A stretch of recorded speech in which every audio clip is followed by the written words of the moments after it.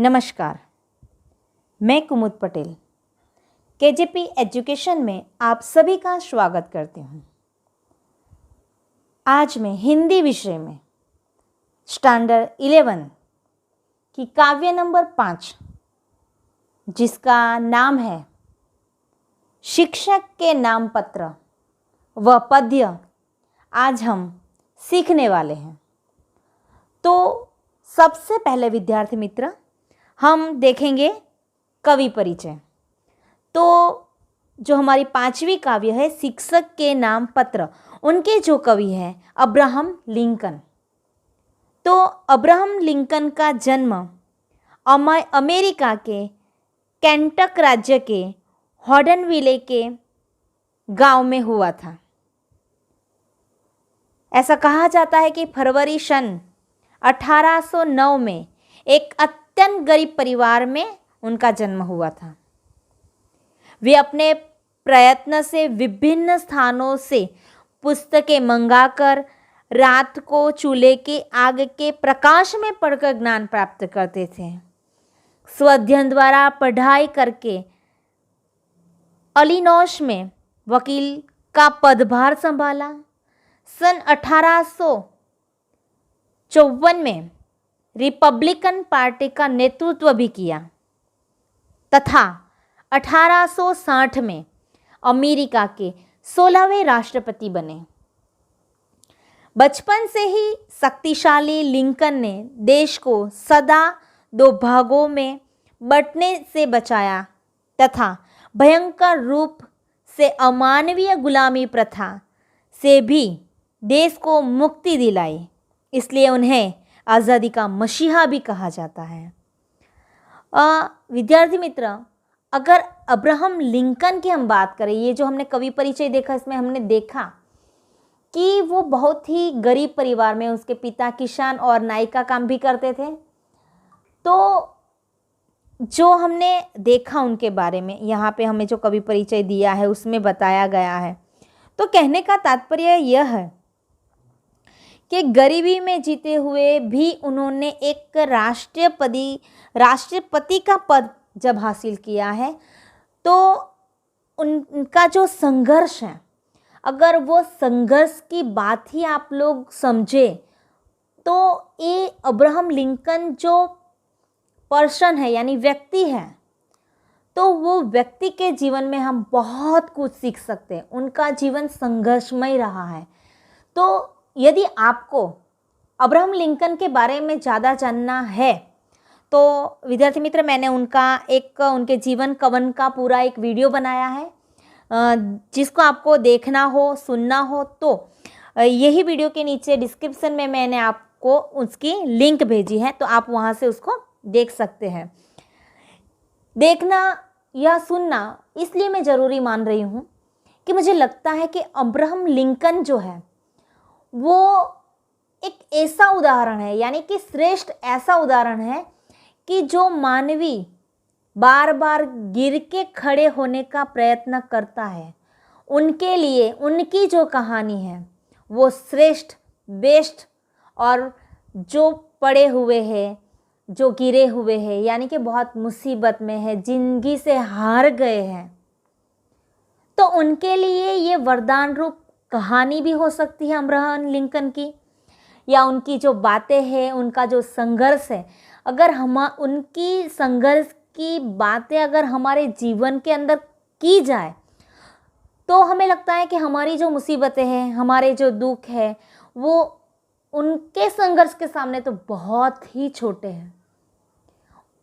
कितनी मेहनत, मैंने कहा है कि जैसे चींटी चढ़ती है पहाड़ पर, तो एक ही बार में वो चढ़ नहीं जाती है, वो गिरती है, फिर चढ़ने का प्रयत्न करती है, फिर गिरती है, फिर चढ़ती है, गिरती है, चढ़ती है, गिरती। इतना कितनी बार होने के बाद भी चींटी अपनी मंजिल तक पहुंचने के लिए प्रयत्न करती रहती और एक बार ऐसा होता है कि वो मंजिल पर पहुंच जाती है। ऐसा ही कुछ अब्राहम लिंकन का जीवन है। उन्होंने कभी अपने जीवन में इतनी सारी निराशा जीवन में आने के बाद, इतने सारे एक के बाद एक उनके साथ जो घटनाएं हैं, वो सभी के बावजूद उनका जो निर्णय था, उनका जो विश्वास था, उनका जो मेहनत था, वो असामान्य था। कहते हैं ना कि मुश्किलें दिल के इरादे आजमाती है, स्वप्न के पर्दे निगाहों से हटाती है, हौसला मत हार गिर के वो मुसाफिर, ठोकरें इंसान को चलना सिखाती है। तो यह जो पंक्ति है रामधारी सिंह दिनकर जी की, तो ये जो पंक्ति है तो ये अब्राहम लिंकन की कहानी से, उनके जीवन से बहुत ही मेच खाई हुई है कि उन्होंने भी इतनी ठोकरें खाई ज़िंदगी के अंदर, इतने टूटे। एक समय ऐसा भी आया कि उन्होंने चाकू और छुरी से भी, उसे डर लगा था, उनके नज़दीक वो चीज़ें ला भी नहीं रही थी, क्योंकि उन्हें ऐसा डर था कि शायद वह चीज़ों से तो मैं अपना खुद का खून भी कर सकता हूँ, उससे अपने में चोट भी लगा सकती। इतने डिप्रेशन में वो आदमी था, फिर भी वो अमेरिका के 16वें राष्ट्रपति बने हैं। तो उनका जो संघर्ष है वो हमें सही में सुनना चाहिए। एक नया जोश, एक नई उमंग अगर आपको अपने जीवन में चाहिए तो अब्राहम लिंकन की स्टोरी एक बार पढ़नी चाहिए, सुननी चाहिए। तो हमें लगेगा कि इंसान कितनी ठोकरें, कितना असफलता के बाद भी ऐसी सफलता प्राप्त करता है, यानी कि अमेरिका के 16वें, और वो किसान के बेटे, और ऐसा नाइक के जो उनके पिता थे, क्योंकि उनका पहला जब भाषण हुआ था, थोड़ी सी हाईलाइट में बताती हूँ, उनका जब प्रेसिडेंट बने तब उनने पहला भाषण व्हाइट हाउस में दिया था। तब वहाँ बैठे एक आदमी ने उनके ऊपर हंसी उड़ाने के इरादे से ऐसा कहा कि आपको पता होना चाहिए कि आपके पिता नाई है, यानी उनको ये जताने का प्रयत्न किया एक नाई का बेटा आज राष्ट्रपति बना है। तो हम हो या कोई दूसरा हो तो वो समय क्या करता है, अपना आपा खो बैठा है या गलती फील करता है। मगर अब्राहम लिंकन ने जब वो भाषण में अपनी बात कही ना, बहुत ही इम्पोर्टेंट है। उन्होंने क्या क्या पता है, उन्होंने कहा कि आज जो ये दिन है मेरे लिए, मेरे जीवन के लिए बहुत ही महत्वपूर्ण दिन है, और इस दिन आपके द्वारा आप मेरे पिता को याद करने का जो आपने मौका मुझे दिया है वो बहुत श्रेष्ठ है। मैं ऐसा मानता हूँ कि जो मेरे पिता थे मोची का काम करते थे, चंपल वगैरह बूट या सीने का काम भी जो करते थे, मगर वो जो काम करते थे ना वो बहुत ही निष्ठा से काम करते थे। शायद आपने भी मेरे पिता के पास से जूते खरीदे होंगे, बनवाए होंगे, तो आपको कभी कंप्लेन आई है उसमें? तो उस जो आदमी था उसने बोला कि नहीं, कोई कंप्लेन नहीं है। अगर कोई कंप्लेन हो, वापिस अब्राहम लिंकन ने बोला, अगर कोई कमी हो तो मुझे भी वो काम आता है, लाइए अभी मैं वो काम कर देता हूँ। जैसे मेरे पापा यानी कि मेरे जो पिता हैं उन्होंने पूरी निष्ठा से अपना जो काम किया है, वही काम आज मैं ये पद पर बैठकर करना चाहता हूँ कि कहीं भी किसी भी लोग को कोई शिकायत का मौका ना दूँ। तो ये है एक सफल व्यक्ति के स्वभाव में, और कहा जाए तो उनकी जो बोलने की, कोई भी व्यक्ति हो आज वो गुस्से हो जाता है या अपने आप को गलती फील करता है, कुछ भी, मगर अब्राहम लिंकन है उन्होंने इतना बेस्ट उत्तर दिया कि वहाँ बैठे सभी लोग व्हाइट हाउस में, सब पूरा जो व्हाइट हाउस में जितने लोग थे वो सब शांत हो गए, उनके भाषण को सुनने लगे। तो एक ये उनका प्रभाव था। कहने का मतलब है कि इतनी ऊंचाई पर पहुंचने के बाद भी उनके अंदर जो स्थिरता थी, वो मनुष्य को, वो धैर्य था, वो रखने का बहुत ही इम्पोर्टेंट है। यह भी हमें अब्राहम लिंकन से सीखने को मिलता है। तो विद्यार्थी मित्रों, ये है हमारा कवि परिचय। तो यहाँ कितने हेतुलक्षी प्रश्न भी आ सकते हैं कि उनका जन्म कहाँ हुआ था, ये काव्य जो है शिक्षक के नाम पत्र, तो उनके कवि कौन हैं, फिर उनको पढ़ने का बहुत ही शौक था, तो वो कहाँ बैठकर, किसके प्रकाश में बैठकर पढ़ते थे, ज्ञान प्राप्त करते थे, पढ़ाई करते थे? ऐसा क्वेश्चन भी आ सकता है आपको। कौन सी साल में वह 16वें राष्ट्रपति बने? तो 1860 में। याद रखना, 16वें राष्ट्रपति बने थे वो, उनके जीवन की बहुत बड़ी सफलता थी। और आज़ादी का मसीहा भी उसे कहा जाता है। गुलाम प्रथा उन्होंने बंद करवाई। फिर एक कहा जाए तो जो दास प्रथा थी, जिसे हम गुलामी प्रथा भी कहते हैं, वो दूर करवाई। और विद्यार्थी मित्र, इस काव्य में क्या कहा है? तो हम इस काव्य की बात करें तो पत्र शैली में लिखी गई यह लंबी कविता, क्योंकि बहुत लंबी कविता इसलिए मैंने प्रयोग किया है लंबी कविता, अमेरिका के प्रसिद्ध राष्ट्रपति अब्राहम लिंकन द्वारा अपने बेटे के अध्यापक को लिखी गई है। किसको लिखी गई है? अध्यापक यानी कि शिक्षक को लिखी गई है। इसमें उन्होंने अध्यापक से पढ़ाई के साथ साथ अपने बेटे को उन बातों को सिखाने के लिए कहा है कि जो उसे बड़ा होने पर एक अच्छा, समझदार, विवेकशील, परिश्रमी चरित्र या सच्च चरित्र और आत्मनिर्भर नागरिक बना सकें और समाज में यह अच्छे बुरे लोगों की पहचान करे या कर सके, उनके साथ उचित व्यवहार करने लायक बन सके। यह मूल पत्र हिंदी का पद्य में रूपांतरित रूप हमें इस काव्य में दिया गया है। यानी कि हम पढ़ते हैं, लिखते हैं, तो अब्राहम लिंकन का जो यह पत्र में कहना है कि जो पढ़ता है, लिखता है, ये तो उनके बेटे के लिए उन्होंने अपने अध्यापक को पत्र लिखा है। मगर आज की बात की जाए तो हम देख रहे हैं कि हम लोग पढ़ तो रहे हैं। शिक्षा का मेन हेतु क्या है? पढ़ना, कमाना नहीं, पढ़ने के बाद एक अच्छा नागरिक बनना।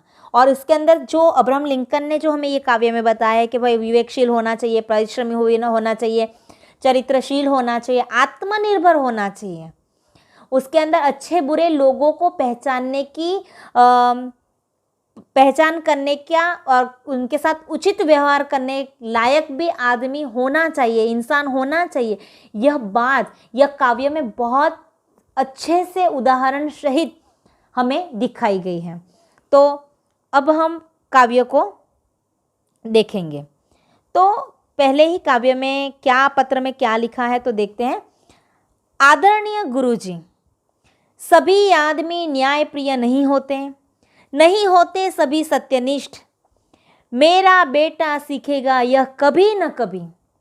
तो विद्यार्थी मित्र, यह 4 लिटी में देखिए कि आदरणीय गुरुजी, बहुत मान के साथ उन्होंने शिक्षक का मान करते हुए कहा है कि आदरणीय गुरुजी, सभी आदमी कैसे नहीं होते हैं कि दुनिया में बहुत सारे लोग होते हैं। तो अब्राहम लिंकन यह पत्र में कह रहे हैं कि गुरुजी, यह जरूरी नहीं है कि सभी लोग, जितने लोग हैं दुनिया के अंदर, वो सभी के सभी सच्चे मार्ग पर या न्याय के मार्ग पर चल रहे हो। ऐसा हो ही नहीं सकता। और ऐसा भी नहीं हो सकता कि सभी लोग में सच्चाई के प्रति निष्ठा हो, क्योंकि यहाँ लिखा है सभी सत्यनिष्ठ, बराबर है। तो इसमें लिखा है नहीं हो सकते। खैर, वो सब तो मेरा बेटा यह बात कभी ना कभी जरूर सीखेगा। वे कहते हैं कि मेरा बेटा सीखेगा यह कभी ना कभी, मगर उसे यह भी सिखाइए कि आप उसे यह भी सिखाइए। कौन सी बातें? जो अब वो नीचे की पंक्ति में दिखाई गई है। यानी पहली 4 लिटी में हमें या 4 पंक्ति में हमें क्या कहा है कि गुरुजी को सम्मान देते हुए, संबोधन करते हुए उन्होंने कहा है कि दुनिया में सभी आदमी जो है न्याय को साथ में लेकर नहीं चल रहे हो, न्यायप्रिय होते नहीं हैं। सभी लोग ऐसा नहीं है कि वो सत्यनिष्ठ हो सकें। ये शायद मेरा बेटा, कितने लोग न्यायप्रिय है, न्याय के मार्ग पे चलते हैं, कितने लोग सच है, सत्य को लेके चलते हैं, शायद ये मेरा बेटा कभी ना कभी सीख जाएगा। मगर गुरुजी, मैं आपको एक बात कहना चाहता हूँ कि आप क्या सिखाइए उसे। तो उन्होंने कहा है, देखिए ध्यान से, मगर उसे यह भी सिखाइए, दुनिया में हर बदमाश की तरह होते हैं एक साधु चरित पुरुषोत्तम भी। स्वार्थी राजनैतिक होते हैं दुनिया में जैसे होते हैं उसी तरह पूरी जिंदगी न्यौछावर करने वाले नेता भी। देखो यहाँ क्या बात अब्राहम लिंकन ने पत्र में उसके गुरुजी को बताई है, क्या सिखाया, सिखाने के लिए कहा है कि ये जो दुनिया है, दुनिया में सभी प्रकार के लोग रहते हैं, कोई अच्छा होता है, कोई बुरा होता है। ये दुनिया जो है ना, तो इस दूसरी रीति में तुरंत ही ये कहा है कि दुनिया में हर बदमाश की तरह, यानी कि दुनिया में बदमाश लोगों की कमी नहीं है। किस लोगों की कमी नहीं है? तो कि बदमाश यानी कि खराब व्यक्ति की कमी नहीं है। जहाँ देखो वहाँ आपको कोई ना कोई खराब व्यक्ति, आदमी नहीं खराब होता, उसकी सोच खराब होती है। हमें ये संदर्भ में लेके बात करना है कि कोई भी एक आदमी होना है, मैं ऐसा इसीलिए बोल रही हूँ कि आदमी खराब नहीं होता है। क्या खराब होता है? स्वभाव, उनके विचार, वो शायद खराब हो सकते हैं, आदमी नहीं। तो यहाँ कहा है कि बदमाशों की, हमारे इस दुनिया के अंदर बदमाशों की कमी नहीं है, पर उसी तरह अच्छे चरित्र वाले सज्जन व्यक्ति भी होते हैं।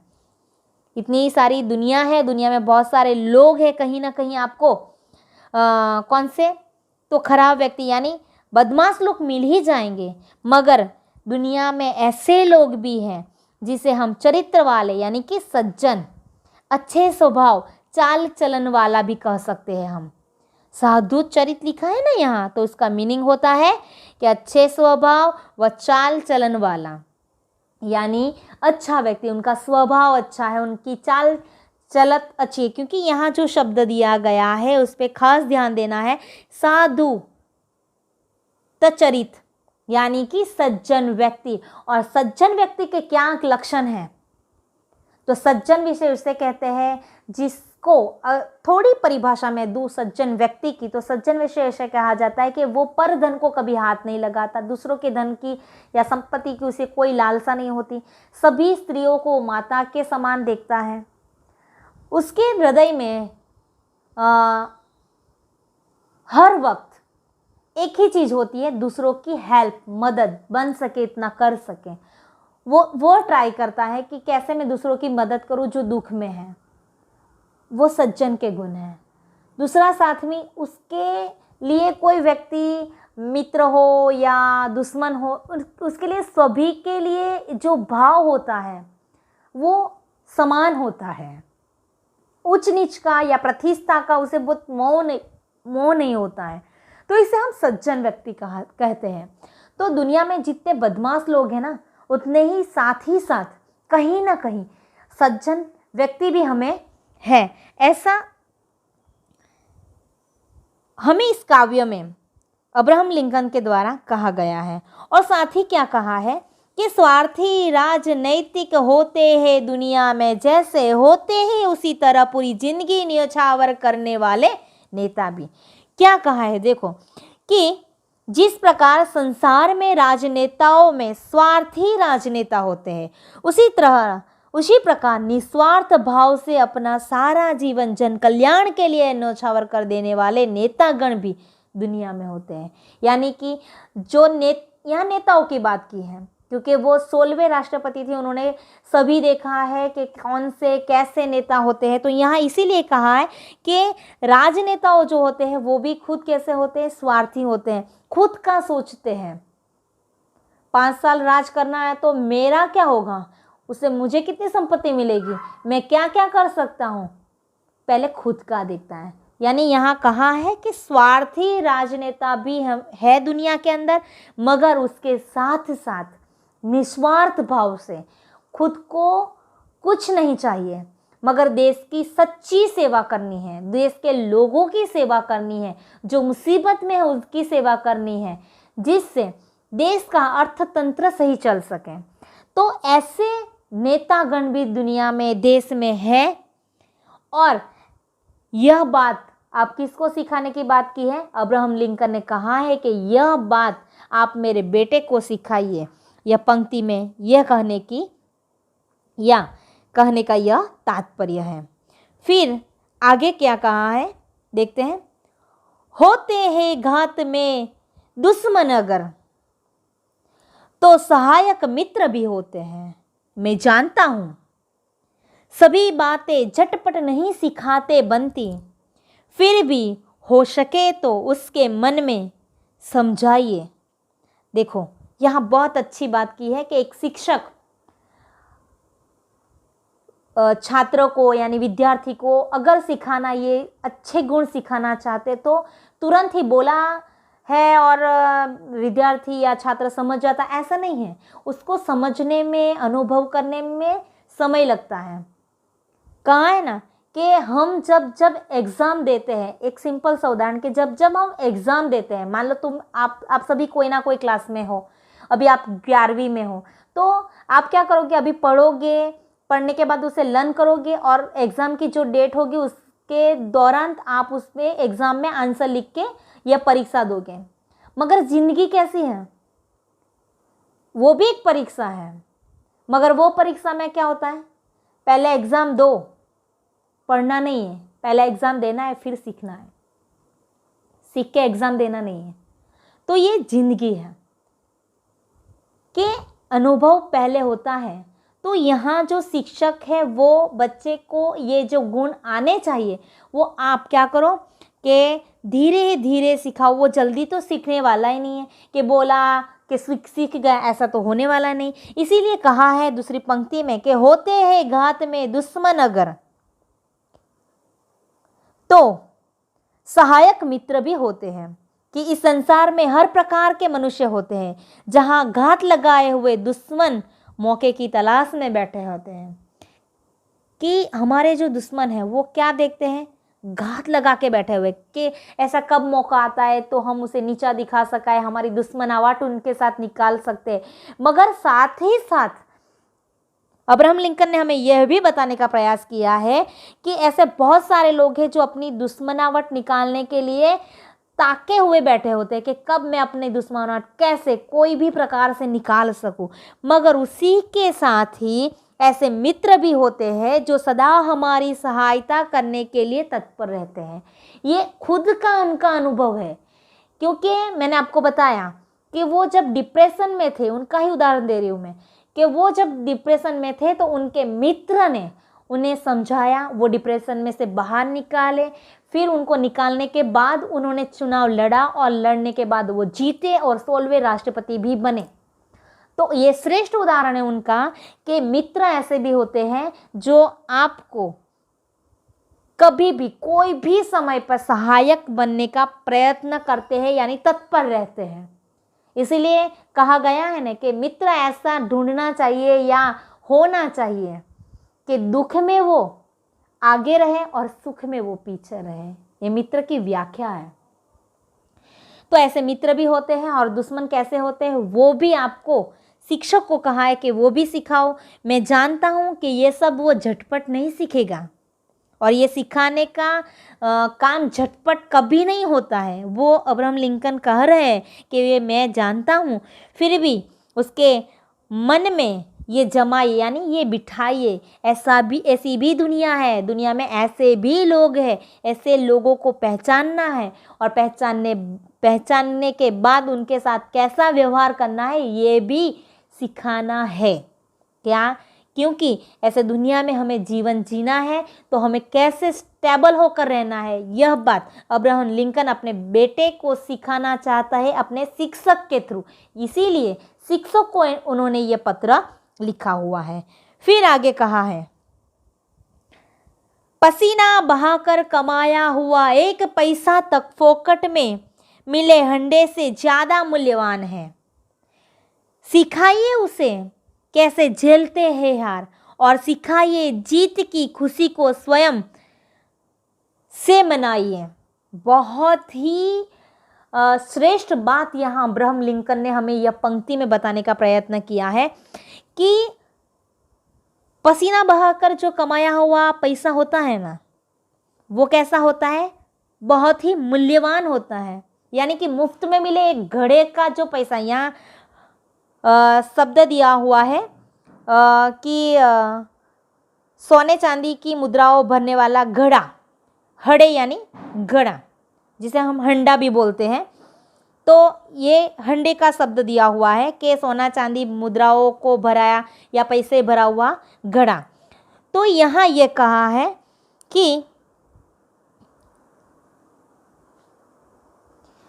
मेहनत का कोई पर्याय नहीं है। मेहनत से कमाया हुआ एक पैसा भी मुफ्त में मिले, पूरा जो घड़ा होता है ना, उससे अधिक मूल्यवान होता है। यानी यहाँ अब्राहम लिंकन का कहने का तात्पर्य यह है कि अगर हम मेहनत करते हैं, मेहनत से जो कमाया हुआ हमारा जो पैसा है, थोड़ा भी हो ना, मगर वो मुफ्त में मिले पैसे से ज़्यादा खुशी देती है। क्यों? कि वो हमारी मेहनत है।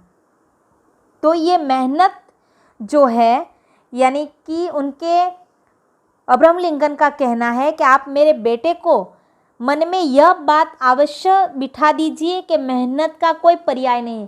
जितनी मेहनत करोगे उतना हमें फ़ायदा ही होगा। कोई ऐसा विकल्प ही नहीं है कि मेहनत करने से कोई नुकसान जाएगा। मेहनत करने से कमाया हुआ एक पैसा जितना मुफ्त मिला घड़ा, यानी मुफ्त में मिला है घड़े के जितना पैसा हो, यार तुमने की मेहनत उसमें से थोड़ा ही मिला हुआ पैसा हो, वो तुम्हें ज़्यादा आनंद प्राप्त करवा सकता है। यह बात बताई है। फिर साथ ही बोला है कि कठिन परिश्रम से किए गए प्रयास के बाद भी असफलता मिलती है तो वह किस प्रकार बर्दाश्त की जाती है, और उसे यह भी बताइए कि यदि उसे सफलता मिले, उसकी जीत हो, तो यह उसका दिखावा न करे और वह इस खुशी को खुद अकेले मन में मना ले।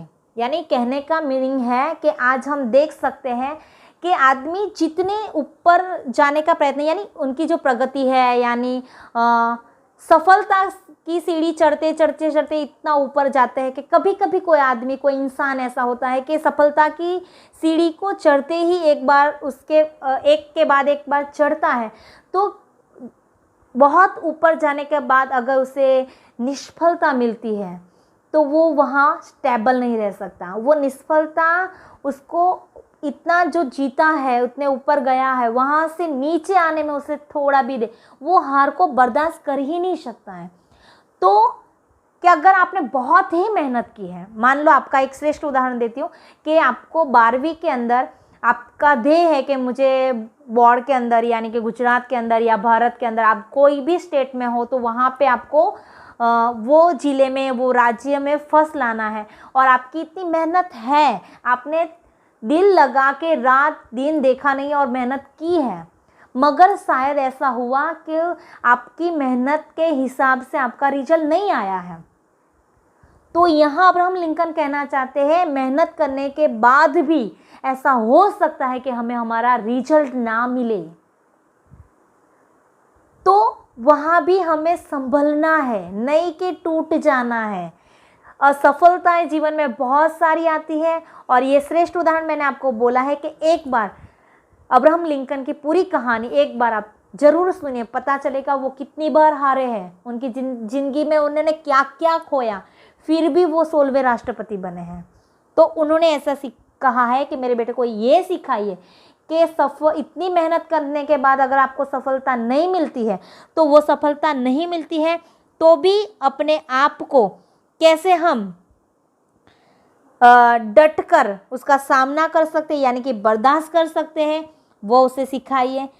अगर मान लो कि एक के बाद एक सफलता हमें मिलती ही जाती है, मिलती ही जाती है, मिलती ही जाती है, तो वो सफलता मिलने पर जो जीत मिलती है तो वो जीत का दिखावा ना करें, और वह इस खुशी को खुद अकेले में मना ले। यानी कहने का तात्पर्य है कोई हार को बर्दाश्त नहीं कर सकता, कोई जीत को बर्दाश्त नहीं, अगर जीत मिलती है तो उसे दिखावा नहीं करना चाहिए। वो जो जीत है वो खुद अपने से महसूस करनी चाहिए, नहीं कि दूसरों को प्रदर्शन में दिखाना चाहिए कि ना मैंने ये सफलता प्राप्त की, मैं जीत गया हूँ, मैं ये कर रहा हूँ, वो कर रहा हूँ, मैं इतना आगे हूँ। तो ये बताने का कोई ज़रूरत नहीं। वो अपनी सफलता है, अपनी खुशी है, तो उसको अपने आप ही मनाओ, ये कहने का प्रयोजन किया है। इसका एक छोटा उदाहरण मैं देती हूँ। मेरा बेटा है 5-6 साल का है, तो उसको ऐसा ही है हर हमेशा कि क्लास में वो लिखता है, उसकी राइटिंग अभी थोड़ी ख़राब भी है ऐसे भी, तो वो लिखता है ना, तो उसकी मैडम ने मुझे ये बताया है कि वो क्या करता है, सबसे पहले उससे लिखना होता है, सबसे पहले। कोई भी उसके आगे मैडम को दिखाने जाए वो उससे बर्दाश्त ही नहीं होता है, तो वो क्या करता है, जैसे राइटिंग हो वैसे लिख के वो फटाफट बताने जाता है। और अगर कोई गया तो उस पर वो चिल्लाता है या मैडम को बोलता है उसका क्यों पहले देखा, क्योंकि वो छोटा है, अब मैडम को बोल सकता है। तो मैडम क्या आंसर देगी, कुछ नहीं। ये बात मैडम ने मुझे बताई, तो मैंने उसको ये सिखाया कि अब कोई भी हो तो वो क्या करेगा, उसकी स्पीड है, वो लिख सकता है तो वो लिखेगा, पहले मैडम को बताएगा तुझे भी अच्छे राइटिंग करके स्पीड में लिखने का प्रयत्न करना है, फिर मैडम को बताना है। कोई तुझसे आगे बता भी सकता है, तू भी बता सकता है, तो ऐसा तो चलता रहता है। और एक चीज़ उसमें है कि वो जीतता है, उसको जीत ही चाहिए। वो अगर हार भी जाता है ना तो रो देता है, तो तभी क्या करना चाहिए। और मैंने उसको ये सिखाया है, सिखाने का प्रयत्न कर रही हूँ कि अगर हम जीतते भी हैं ना तो कभी कभी हमें हार को भी महसूस करना चाहिए। अगर वो हार ही नहीं महसूस करेगा तो शायद वो ज़िंदगी में बहुत सारी मुसीबतें आएगी, या कोई ऐसी जीत के बाद उसे हार मिलेगी तो वो झेल नहीं पाएगा। उसको ज़िंदगी में हार को झेलना भी सीखना है, तो उसको कभी ना कभी हारना भी है। तो यह बात अब्राहम लिंकन ने भी उनके शिक्षक को यह बताने का प्रयोजन किया है कि मेरे बेटे को हो सके तो आप यह सिखाएं कि सफलता मेहनत करने के बाद अगर हमें असफलता मिलती है तो उसको बर्दाश्त कैसे हम कर सकें, और अगर सफलता मिलती है तो उसकी जीत को दिखावा ना करें और वह खुशी खुद अकेले में मना ले, ऐसा उसे सीखना है। यह सिखाने की बात अब्राहम लिंकन ने इस पंक्ति में हमें कही है। तो विद्यार्थी मित्रों, हम यहाँ तक काव्य को चलाएंगे। यहाँ तक हमने जो काव्य सीखी है, कवि परिचय हमने जो देखा है, उनके जो छोटे 1-1 मार्क्स के जो प्रश्न हैं वो भी हमने देखे। तो मुझे लगता है कि आपको इस काव्य में समझ आई होगी। तो हम नए वीडियो के साथ फिर मिलेंगे। अगर मेरा आपको ये वीडियो पसंद आया हो तो लाइक कीजिए, शेयर कीजिए और सब्सक्राइब भी कीजिए। तब तक के लिए सभी विद्यार्थी मित्रों को बेस्ट लक।